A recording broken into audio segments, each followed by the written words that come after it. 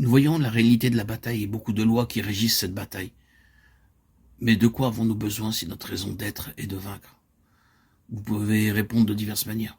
Mais ce que je vois comme besoin dominant, si ce n'est la chose prédominante, est celui qui est au moins suggéré dans la première partie du premier chapitre des Juges.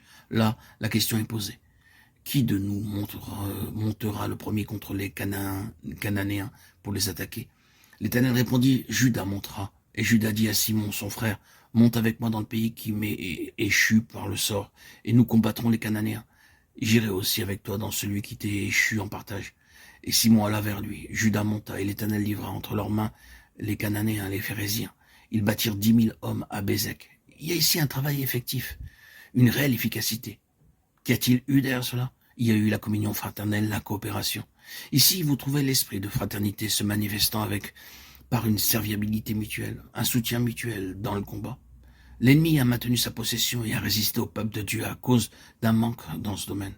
L'une des stratégies par lesquelles il est parvenu à ses fins était de maintenir le peuple de Dieu loin d'une franche coopération spirituelle dans la bataille, de les disperser, de les diviser, de les désintégrer, de les amener à agir de manière individuelle au lieu d'intervenir en tant qu'instrument corporatif et collectif pour Dieu, et de traiter les problèmes ensemble de façon puissante.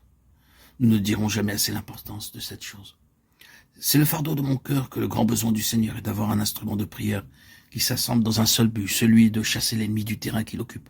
Non pas seulement dans le but de présenter des requêtes, ni simplement de répandre des paroles qui passent par des prières, car aussi bonnes et aussi justes qu'elles puissent être, de telles prières ne parviennent pas à saisir d'une main puissante la propre victoire du Seigneur et à amener cette victoire à opérer là où l'ennemi se trouve. La victoire est dans les mains du Seigneur. Il a dépouillé les dominations et les autorités. Il a dit, je les chasserai. Que doit-il s'en suivre? Il faut que l'on s'assemble et dans la foi que l'on empoigne en quelque sorte cette victoire. Il doit y avoir une appropriation de cette victoire et on doit l'amener à exercer une pression sur la situation spirituelle.